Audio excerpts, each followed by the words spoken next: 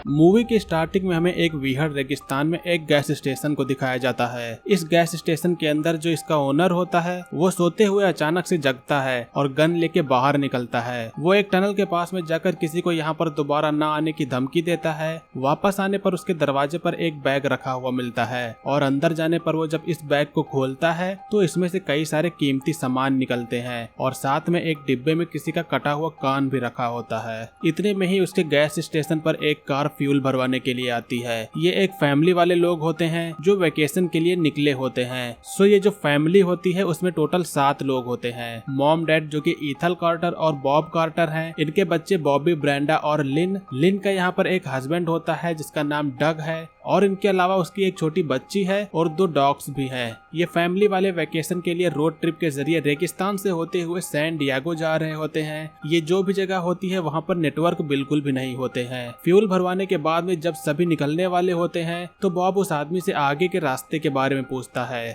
जिसके बाद में ये आदमी उनको शॉर्टकट के जरिए एक नया रास्ता बताता है। ये जो भी आदमी है उसके साथ कुछ न कुछ गड़बड़ तो जरूर है। अब पूरी फैमिली इस विशाल रेगिस्तान में अपनी जर्नी जारी रखते हैं। वो सभी लोग इस ट्रिप को एंजॉय करते हुए जर्नी के मजे लेते हैं, लेकिन कुछ दूर आने के बाद में रोड पर अचानक से स्पाइक्स निकल आते हैं जिससे उनकी गाड़ी पंक्चर हो जाती है। गाड़ी के बैलेंस खो देने की वजह से अब उनकी गाड़ी की हालत भी खराब हो जाती है। सभी लोग बाहर आकर देखते हैं, गाड़ी की हालत बेहद ही खराब हो चुकी होती है, जिससे अब वो बिना किसी मैकेनिक के हेल्प के यहाँ से नहीं जा सकते हैं। ये इलाका बेहद ही सुनसान होता है और किसी के आने की भी कोई भी संभावना नहीं लगती है। अब जब इनके पास में कोई और रास्ता नहीं बचता है तो बॉब और डग दोनों लोग दूसरी साइड में जाकर हेल्प के लिए किसी को ढूंढने का प्लान बनाते हैं। इस फैमिली के बाकी मेंबर्स को ये जो पल होता है वो थोड़ा रोमांचक लगता है, जिसे सभी लोग एंजॉय करते हैं। अब बॉब और डग दोनों लोग एक दूसरे से अलग डायरेक्शन में हेल्प मांगने के लिए निकल जाते हैं, लेकिन इन्हें नहीं पता होता है कि दूर से इन पर कोई नजर रख रहा है। उन लोगों के जाने के बाद में जब बाकी लोग लंच कर रहे होते हैं तभी उनकी एक फीमेल डॉग जिसका नाम ब्यूटी होता है वो इस जगह से भाग जाती है, जिससे उसे पकड़ने के लिए बॉबी भी उसके पीछे चला जाता है। उसके पीछे जाते जाते वो पहाड़ों के बीच में अपनी फैमिली से काफी दूर निकल आया होता है। यहाँ पर बॉबी के ऊपर कोई ऊपर से नजर रख रहा होता है। बॉबी अब जब आगे देखता है तो उसकी डॉग मरी मिलती है और जब वो उसकी बॉडी के पास में जाकर उसे उठा के देखता है तो ऐसा लगता है कि किसी ने उसके पेट पर चाकू मार के काटा हुआ है। बॉबी अब डर के यहाँ से जल्दी से भागता है, मगर भागते समय वो एक चट्टान से गिर जाता है। गिरते वक्त ही वो बेहोश भी हो जाता है, जिसके बाद में उसके पास में एक जंगली लड़की आती है। इस साइड में डग उसी रोड को आगे की ओर फॉलो करते हुए जाता है तो उसे रोड के एंड में एक बड़ा सा गड्ढा दिखता है। इस गड्ढे में कई सारी गाड़ियां होती हैं। इन सारी खराब गाड़ियों के इस सुनसान जगह पर एक साथ होने से उसे कुछ समझ नहीं आता है कि यहाँ पर इतनी सारी गाड़ियां क्या कर रही हैं। लेकिन डग ये समझता है कि शायद यहाँ पर खराब वेस्ट कार्स को रखा जाता है। दूसरी साइड में बॉब अब फिर से उसी गैस स्टेशन पर पहुंच जाता है। वह शॉप के अंदर जाता है लेकिन यहाँ पर कोई भी नहीं होता है। जिसके बाद में बॉब और घर के अंदर जाता है तो उसे टेबल पर वही बैग रखा हुआ मिलता है और जब वो उस बैग में रखे हुए बॉक्स को खोलता है तो उसमें उसको भी इंसानी कान रखा हुआ मिलता है।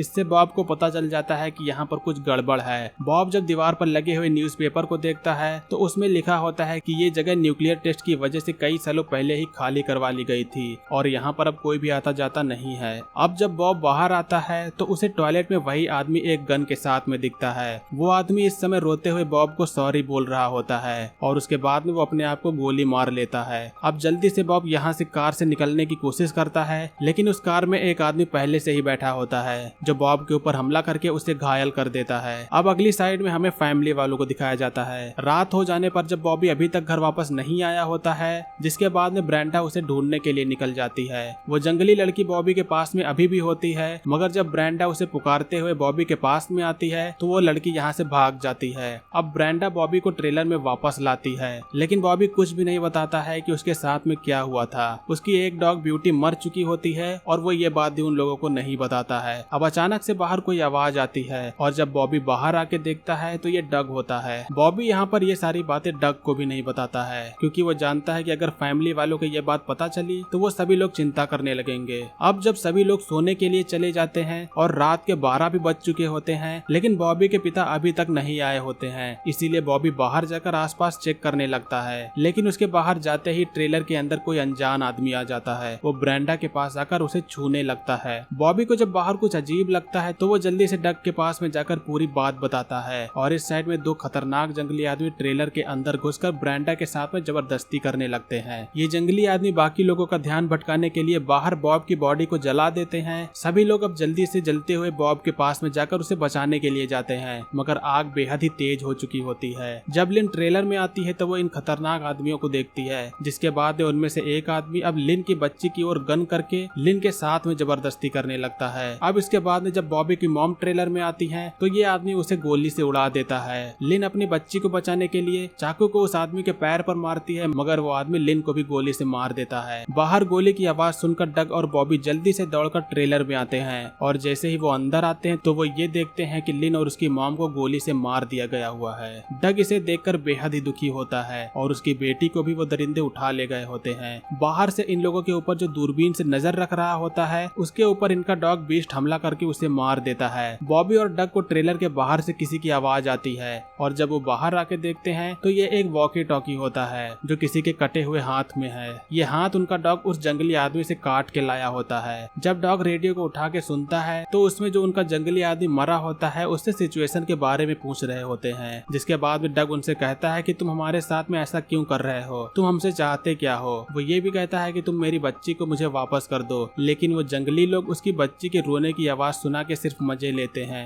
जिससे डग को यहाँ पर बेहद ही ज्यादा गुस्सा आता है। अब वो अपनी बच्ची को खुद से बचाने के लिए जाएगा एक ऐसा प्लान बनाता है, जिसके बाद में अगले दिन डग अपने डॉग के साथ में उन जंगलियों को ढूंढने के लिए निकल जाता है। उसका डॉग डग को एक टनल की तरफ ले जाता है, और जब वो इस टनल के जरिए जाते हैं तो ये टनल एक विलेज के पास में खुलती है। डग अब उस विलेज में आगे जाता है। ये जो भी जगह होती है ऐसा लगता है कि यहाँ पर कोई भी नहीं है। यहाँ का सारा इलाका बेहद ही सुनसान होता है। यहाँ जितने भी घर होते हैं ऐसा लगता है कि सभी लोग इसे छोड़कर भाग गए हैं। डग एक घर के पास में जाता है जहाँ बाहर जनरेटर चल रहा होता है, जिससे ये लगता है कि शायद इस घर के अंदर कोई हो सकता है। खिड़की से अंदर झांकने पर डग को उसकी बेटी दिखाई देती है, लेकिन इसी के दौरान वहाँ से एक जंगली आदमी किसी की डेड बॉडी को घसीटते हुए ले जा रहा होता है, जिससे छिप के डग कार में चला जाता है। इस साइड में ब्रेंडा और बॉबी अपने बचाव के लिए एक ट्रैप बनाते हैं, और ब्रेंडा एक टायर को जला देती है जिससे शायद कोई उसकी हेल्प के लिए आ जाए। डग अब अपने डॉग को उसी कार में छोड़कर उस घर के अंदर चुपके से बिना किसी को पता चले बगैर जाता है। वो एक बैट को लेके अंदर बढ़ता है। उसे एक लेडी दिखाई देती है, मगर वो उस पर बगैर हमला किए हुए अंदर जाता है। अंदर उसकी बेटी होती है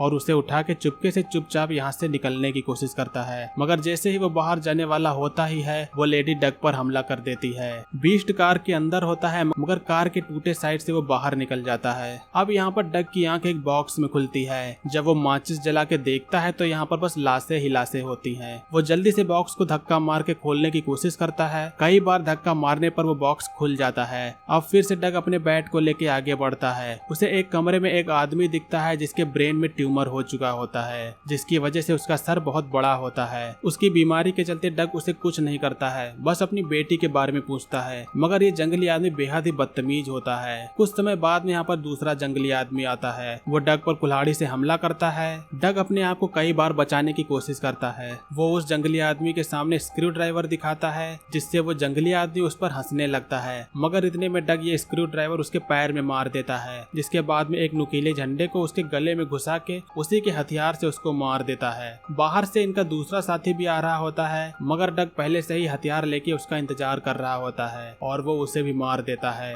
डग अब यहाँ से आगे अपनी बेटी को ढूंढने के लिए निकलता है, मगर उसका डॉग बीस्ट उस बड़े से सर वाले आदमी को भी मार देता है। इस साइड में जब बॉबी और ब्रेंडा दूसरी साइड में जाते हैं तो उसकी कार से एक जंगली आदमी उसकी मॉम की बॉडी को उठा ले गया होता है, और जब बॉबी गन लेके उसे मारने के लिए ढूंढने जाता है तो वो जंगली आदमी उसके मॉम के शरीर के मांस को नोच नोच कर खा रहा होता है। जब बॉबी ये देखता है तो उसके तो होश ही उड़ जाते हैं। वो जंगली आदमी अब जब बॉबी को देखता है तो अब वो उसके पीछे पड़ जाता है। बॉबी जल्दी से अपने ट्रेलर में आ जाता है। उसने जो ट्रैप बनाया होता है उसको वो एक्टिव कर देता है। ये दोनों लोग ट्रेलर की विंडो से निकल जाते हैं, और अब जब वो जंगली इस ट्रेलर के गेट को खोलता है तो गैस की वजह से आग लग जाने के कारण वो भी धमाके में जल जाता है। इस साइड में डग देखता है कि उसकी बेटी को एक जंगली लड़की लेके जा रही है, जिसके बाद में वो उसके आगे से आकर उस पर गन पॉइंट करके अपनी बेटी को मांगता है। ये जंगली लड़की बाकियों की तरह नहीं होती है। उसने इस बच्ची को जंगलियों से बचाया होता है, मगर इसी के दौरान एक और जंगली आदमी डग पर हमला कर देता है। वो जंगली लड़की अपनी जान को दांव देके डग को बचा लेती है। इस साइड में सब कुछ जल के खाक हो चुका होता है। ये दोनों लोग दूसरी तरफ देखते हैं तो इनको दिखता है कि डग अपनी बेटी और बीस्ट के साथ में आ रहे हैं, जिससे मिलने के बाद में अब सभी लोग बेहद खुश होते हैं और यहाँ पर मूवी का एंड होता है।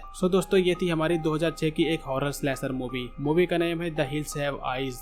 उम्मीद करता हूँ कि आप लोगों को मूवी का एक्सप्लेनेशन पसंद आया होगा। मूवी का एक्सप्लेनेशन पसंद आया हो तो वीडियो को लाइक करिएगा, चैनल पर नया हो तो सब्सक्राइब करिएगा। आज की वीडियो के लिए बस इतना ही, मिलेंगे अगली वीडियो में, तब तक के लिए बाय। जय हिंद, वंदे मातरम।